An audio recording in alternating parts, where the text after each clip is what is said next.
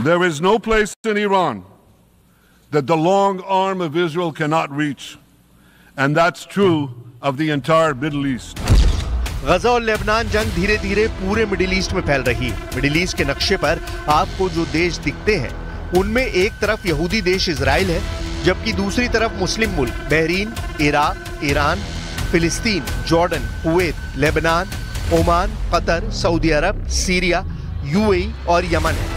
कुल 14 देश हैं। बाकी 2 और देशों तुर्की और लीबिया को भी मिडिल ईस्ट का ही हिस्सा माना जाता है। तो हो गए कुल 16 देश, और इन 16 देशों में से 15 देश तो मुस्लिम हैं, जबकि इकलौता यहूदी देश है जो 15 देशों से लड़ने का इरादा रखता है। हालांकि नेतन्याहू ने मिडिल ईस्ट के कम से कम 6 देशों को इजराइल की तरफ मिला लिया है। इसलिए ईरान, लेबनान, सीरिया, इराक और यमन के लिए इजराइल को आसानी से हरा पाना लगभग असंभव है। हिजबुल्लाह चीफ हसन नसरल्लाह की मौत के बाद पूरे मिडिल ईस्ट में गदर मच गया है। इजराइल 9 दिनों से लेबनान में मिसाइल हमले कर रहा है। अल जजीरा की रिपोर्ट के मुताबिक इजरायली मिसाइल हमलों की वजह से लेबनान में 700 से ज्यादा लोग मारे गए हैं। इसके अलावा 5 लाख से ज्यादा लोगों को अपना घर छोड़कर जाना पड़ा है। इजराइल ने लेबनान में चलाए जा रहे ऑपरेशन को नॉर्दर्न एरोज नाम दिया है। अब देखना होगा कि हिजबुल्लाह संगठन में 32 साल से चीफ रहे नसरल्लाह के मारे जाने के बाद हिजबुल्लाह इजराइल से जंग कैसे करता है। तो इजरायली सेना के सबसे भीषण हमले में हिजबुल्लाह का चीफ नसरल्लाह मारा गया। हसन नसरल्लाह करीब 32 साल से हिजबुल्लाह का चीफ था, लेकिन उसकी मौत के चंद घंटों के बाद ही सबसे बड़ा सवाल उठ रहा है, आखिर हिजबुल्लाह का अगला चीफ कौन होगा। मीडिया रिपोर्ट्स के मुताबिक नए हिजबुल्लाह चीफ के तौर पर सामने कई नाम आ रहे हैं, लेकिन 2 नाम ऐसे हैं जो हिजबुल्लाह के नए चीफ के तौर पर आने वाले दिनों में सामने आ सकते हैं। इस रिपोर्ट में देखिए।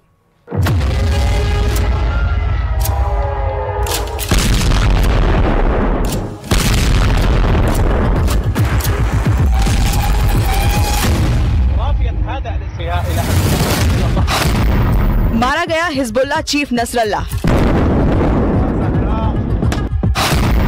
अब कौन संभालेगा हिजबुल्लाह की कमान?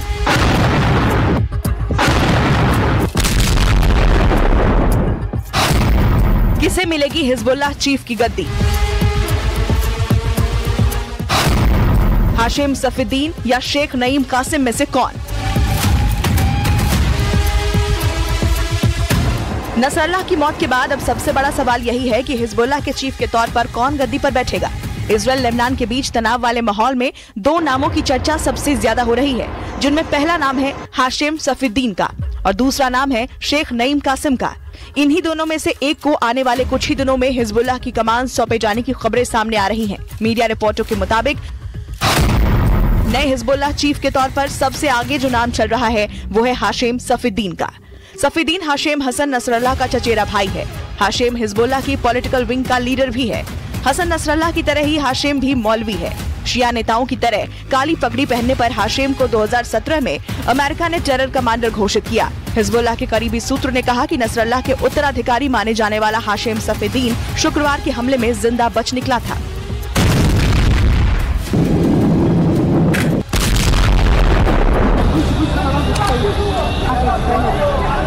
बताया जा रहा है कि हाशिम की वेशभूषा और हाव भाव नसरल्लाह से मिलते जुलते हैं। 3 दशक से हाशिम सफीउद्दीन हिजबुल्लाह की टॉप लीडरशिप में शामिल है। हाशिम लेबनान के टेरर ग्रुप का फाइनेंस चीफ बताया जाता है। नसरल्लाह के खात्मे के बाद हाशिम मिलिट्री विंग का कमांडर भी बन सकता है। हाशिम को संगठन के चेहरे के तौर पर स्थापित करने के लिए उसको दुनिया के अन्य देशों के नेताओं से मिलने के लिए कहा गया था। ईरान के साथ सफीउद्दीन के मजबूत रिश्ते हिजबुल्लाह चीफ के लिए उसकी दावेदारी को और भी ज्यादा मजबूत करते दिखाई देते हैं।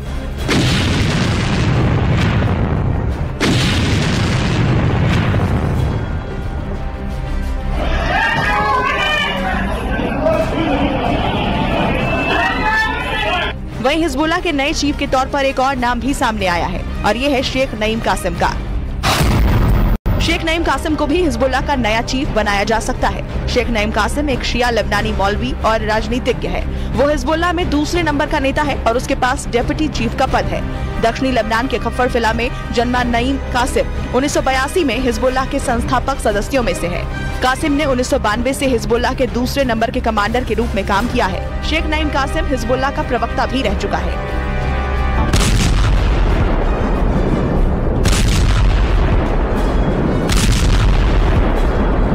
सूत्रों की माने तो अगले कुछ दिनों में हिजबुल्लाह के नए चीफ के नाम का ऐलान हो जाएगा। ऐसे में साफ है कि हसन नसरल्लाह के सफाई के बाद भी इजराइल की टेंशन खत्म नहीं होने वाली है, क्योंकि हिजबुल्लाह की मौत का बदला लेने का ईरान ने प्लान बनाया है, जिसमें हिजबुल्लाह का नया चीफ एक अहम भूमिका निभा सकता है।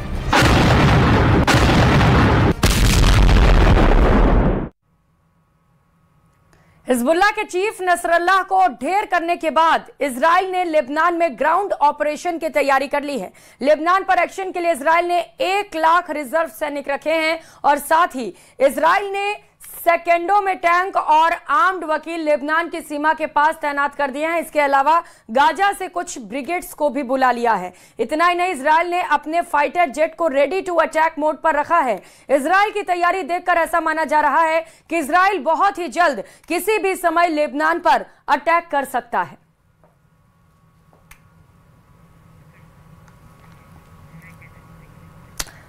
तो इजराइल की एयरफोर्स ने अब जिन बंकर बस्टर बम से हमला किया है उसकी कीमत भी बता देते हैं, क्योंकि हिजबुल्लाह पर हमले की कीमत भी आपको समझना जरूरी है।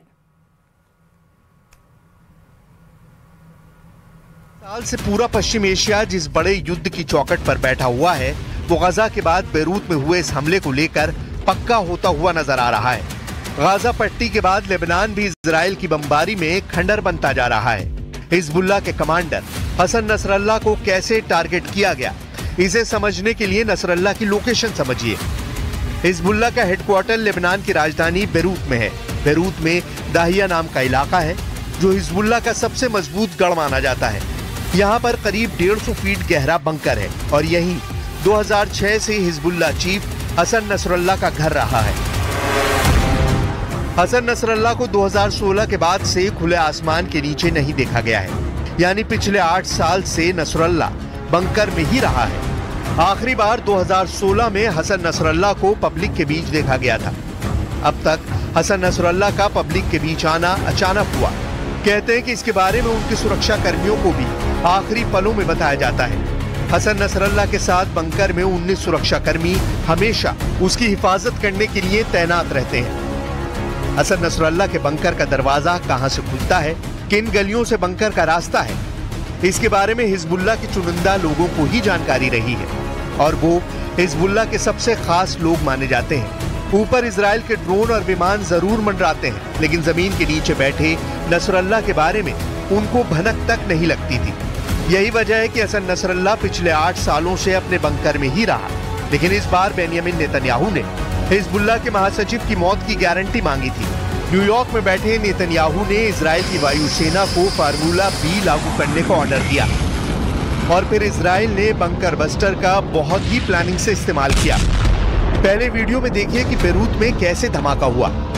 एक के बाद एक कई बम गिराए गए, कई ब्लास्ट हुए, ये साफ साफ देखा जा सकता है। अब ऐसे धमाकों का एक ही जगह होना क्या बताता है, इसे बहुत गौर से समझिएगा, क्योंकि यहीं पर इजराइल का फार्मूला बी लागू करने का तरीका भी आपको समझ में आ जाएगा। स्टेज 1 में पहले इजराइल ने GBU-28 बंकर बस्टर फायर किया और ऐसे कई बम गिराए गए। इसके बाद स्टेज 2 में इजराइल ने GBU-72 बंकर बस्टर फायर किया और इसमें ही उसने अपने ऑपरेशन न्यू ऑर्डर के कामयाब होने का दावा कर दिया।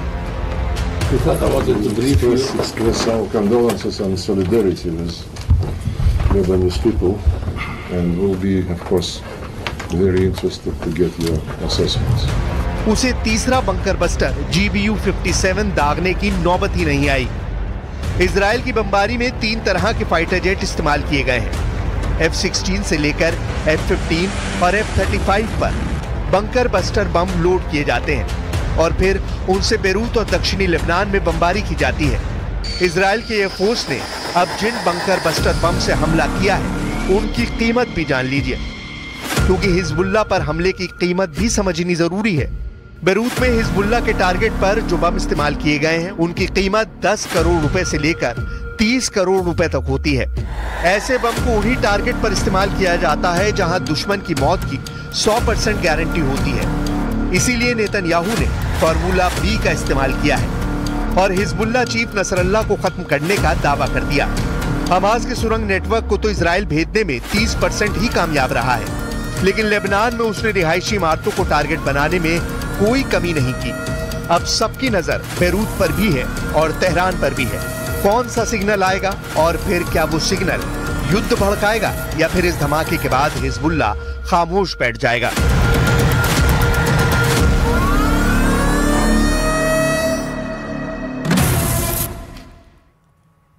और अब खबर पाक के नापाक इस्राइल ने लेबनान में जंग रोकने से इनकार कर दिया है।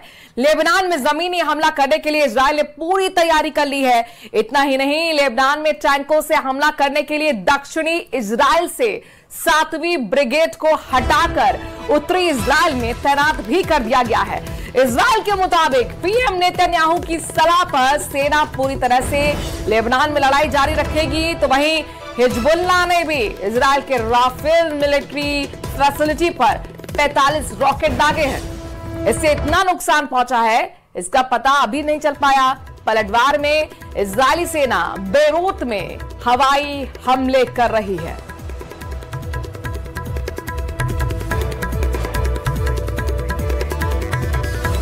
तो इजराइल को अच्छी तरह से पता है कि जब तक ईरान, हमास और हिजबुल्लाह का साथ देता रहेगा तब तक इजराइल जंग नहीं जीत पाएगा। यही वजह है कि इजराइल ने अब ईरान को सीधी धमकी दे दी है।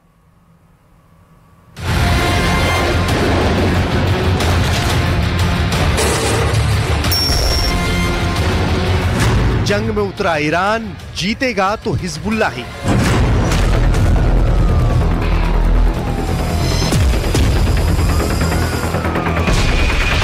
ईरान के सुप्रीम लीडर अली खामनेई ने जैसे ही ऐलान किया कि इजराइल और हिजबुल्लाह की जंग में हिजबुल्लाह ही जीतेगा, खामनेई के इस ऐलान के तुरंत बाद ही ईरान ने सुरंगों में छिपे अपने घातक फाइटर जेट, मिसाइलें, रॉकेट और ड्रोन को जंग में उतार दिया है। जरा देखिए हमास और हिजबुल्लाह पर हो रहे इजरायली हमलों का बदला लेने के लिए ईरान ने कितनी जबरदस्त तैयारी कर रखी है।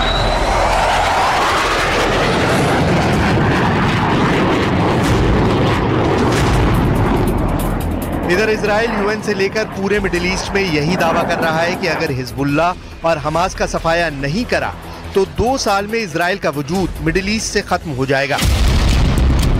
इजराइल के पीएम नेतन्याहू, रक्षा मंत्री योव गैलेंट और इजरायली सेना के चीफ ऑफ स्टाफ का कहना है ईरान ही वो मास्टरमाइंड है जिसके दम पर अभी तक हमास इजराइल पर हमला कर रहा है। ईरान ही वो इस्लामिक मुल्कों की ताकत है जिसके दम पर हिजबुल्लाह के लड़ाके अब इजराइल की राजधानी तेल अवीव तक मिसाइल हमले करने लगे हैं। इजरायली सेना ने इसी खतरे को देखते हुए पिछले 5 दिनों में दक्षिणी लेबनान और लेबनान की राजधानी बेरूत में भयंकर हवाई हमले किए हैं। अब तक इजरायली सेना हिजबुल्लाह के 1800 ठिकानों को तबाह कर चुकी है, जिसमें 620 से ज्यादा हिजबुल्लाह लड़ाके और लेबनानी नागरिक मारे गए हैं। हम आपको पूरी डिटेल के साथ बताएंगे कि ईरान इजराइल में किस तरह से जंग करने जा रहा है और क्यों। मिडिल ईस्ट के 16 मुस्लिम देशों से पंगा लेना इजराइल पर भारी साबित होने जा रहा है, लेकिन पहले ये जान लीजिए कि इजरायली सेना हिजबुल्लाह से अब तक किस तरह की जंग कर रही है।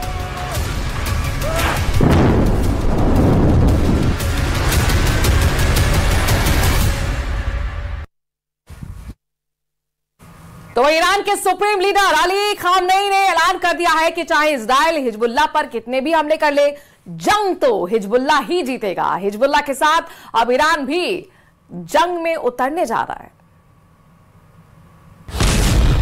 मरते दम तक युद्ध, अब जमीन पर होगा फैसला। इजराइल के प्रधानमंत्री बेंयामिन नेतन्याहू ने फिर ऐलान कर दिया है कि हिजबुल्लाह से किसी भी तरह का युद्ध विराम नहीं होगा। बेंयामिन नेतन्याहू ने साफ कहा है कि युद्ध विराम की खबरें पूरी तरह से झूठी हैं। नेतन्याहू ने लेबनान पर अब जमीनी हमले करने की कस्में खाई हैं।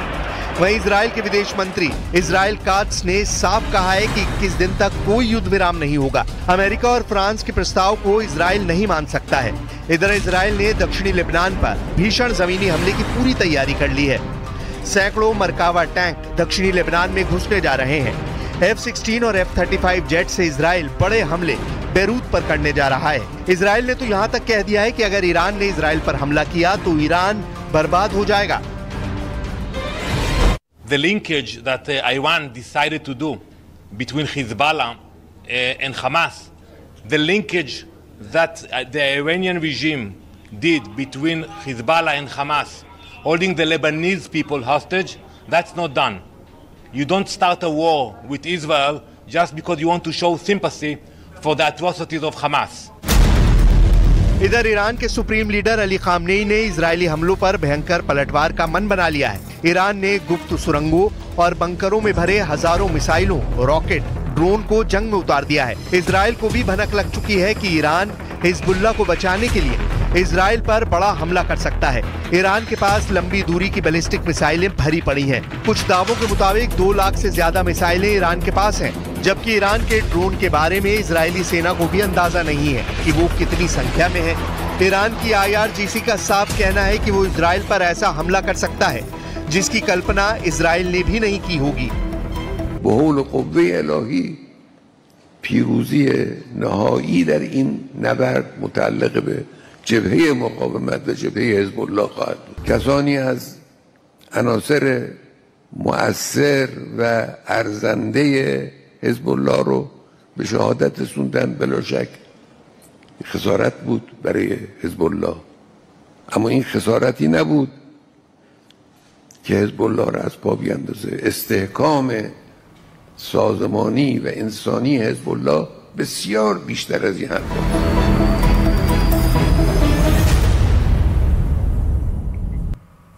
इजरायली सेना को भी अंदाजा नहीं है कि वो कितनी संख्या में है। ईरान की IRGC का साफ कहना है कि वो इजरायल पर ऐसा हमला कर सकता है जिसकी कल्पना इजरायल ने भी नहीं की होगी। हिजबुल्लाह ने बिछाया मौत का जाल। ऐसा नहीं है कि इजरायल को एहसास नहीं है कि लेबनान में घुसकर जमीनी हमला करना इजरायली सेना पर कितना भारी पड़ सकता है। भयंकर हमलों का सामना कर रहे हिजबुल्लाह ने उत्तरी इजरायल पर जबरदस्त हमले किए हैं। खबरों के मुताबिक उत्तरी इजरायल पर हिजबुल्लाह ने 45 से ज्यादा कत्यूशा रॉकेटों से हमला किया है। इधर भयंकर जंग से इजरायल के अंदर भी कोहराम मचना शुरू हो गया है।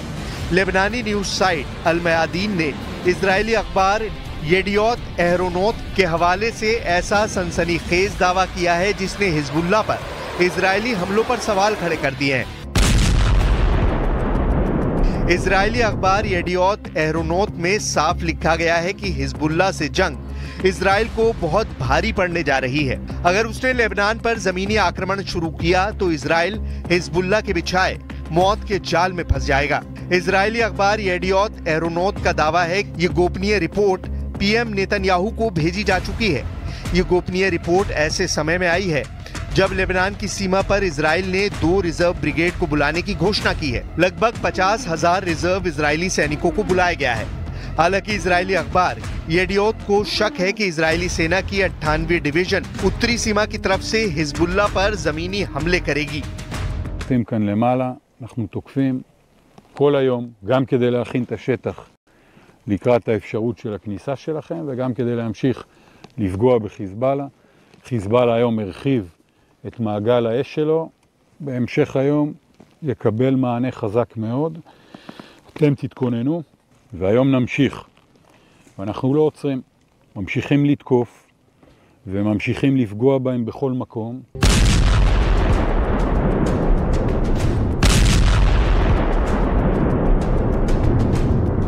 इजरायली सेना खुद मानती है कि हिजबुल्लाह के पास 45,000 लड़ाके हैं, जिनमें से 20,000 सक्रिय रहते हैं और 25,000 रिजर्व में हैं। हमास के विपरीत हिजबुल्लाह के पास शक्तिशाली मिसाइलों और रॉकेटों की सीरीज मौजूद है, जिसकी संख्या वॉशिंगटन में मौजूद वॉर एक्सपर्ट्स के मुताबिक 2 लाख तक है। हिजबुल्लाह के 2 लाख मिसाइल और रॉकेट इजरायल के शक्तिशाली एयरफोर्स और मिसाइल रक्षा नेटवर्क को पूरी तरह से तबाह कर सकते हैं।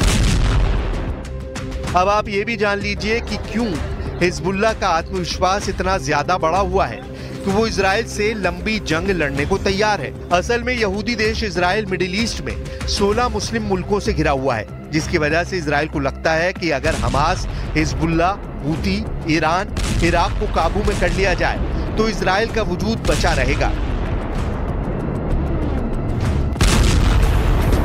जरा इसे इस तरह से समझिए। मिडिल ईस्ट के नक्शे पर आपको जो देश दिखते हैं उनमें एक तरफ यहूदी देश इजराइल है, दूसरी तरफ मुस्लिम मुल्क Bahrain, Iran, Iraq, Palestine, Jordan, Kuwait, Lebanon, Oman, Qatar, Saudi Arabia, Syria, UAE और यमन है। कुल 14 देश बाकी 2 और देशों तुर्की और लीबिया को भी मिडिल ईस्ट का ही हिस्सा माना जाता है। तो हो गए कुल 16 देश, और इन 16 देशों में से 15 देश तो मुस्लिम हैं, जबकि इकलौता यहूदी देश है इजराइल। यानी अगर जंग पूरे मिडिल ईस्ट में फैली तो इजराइल जंग में ज्यादा दिन टिक नहीं पाएगा। अब देखना होगा क्या इजराइल एक साथ हिजबुल्लाह, हमास, हूती और ईरान से जंग कर पाएगा या नहीं, क्योंकि ईरान अब ऐसे हमले की तैयारी कर चुका है जो इजराइल के विनाश का कारण बन सकता है।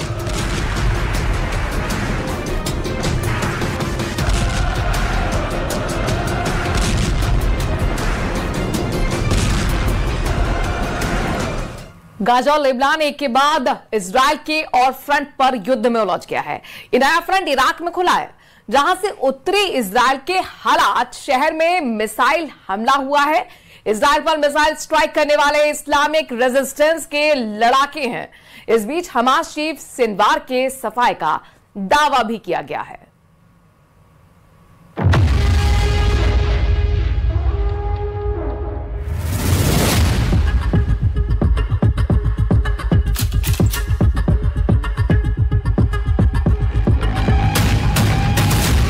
इजराइल जितने फ्रंट पर दुश्मनों को दहला रहा है, उन सब का एपिसेंटर है गजा।